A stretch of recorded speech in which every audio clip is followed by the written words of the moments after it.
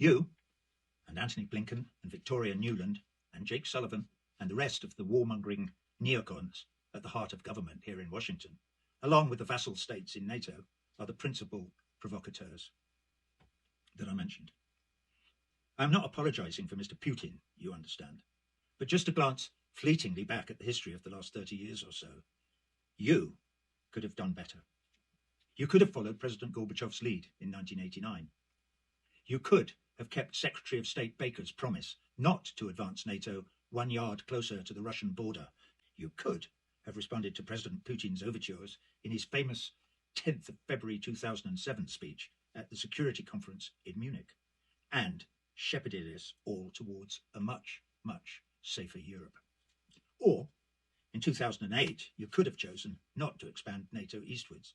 Or, in 2014, you could have refrained from engineering the illegal maiden coup d'etat in Ukraine.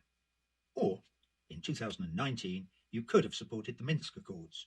Now we're told by Angela Merkel they were just a ruse to buy time to arm Ukraine for the war that you were engineering. But they were also, the Minsk Accords that is, the platform that President Zelensky ran on during his presidential campaign.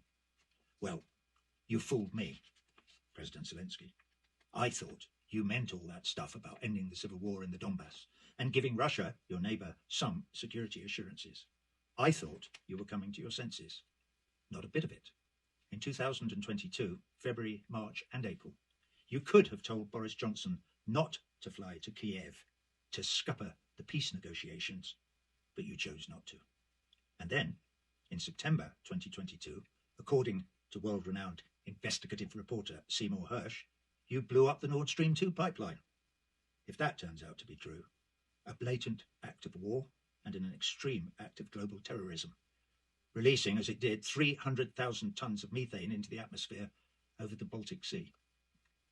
First you, Mr. President, boasted openly about your intention and ability to do it, and then recently, Victoria Нуланд boasts about how pleased she is that it's a, quote, hunk of junk at the bottom of the sea. And Antony Blinken boasts how perfectly its destruction suits the US imperial agenda.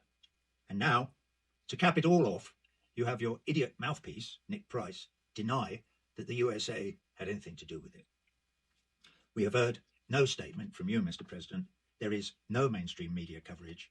I guess you and the mainstream media think Cy Hersh's piece and the mysterious exploding pipeline is just of no interest to the people. Enough is enough. We demand change.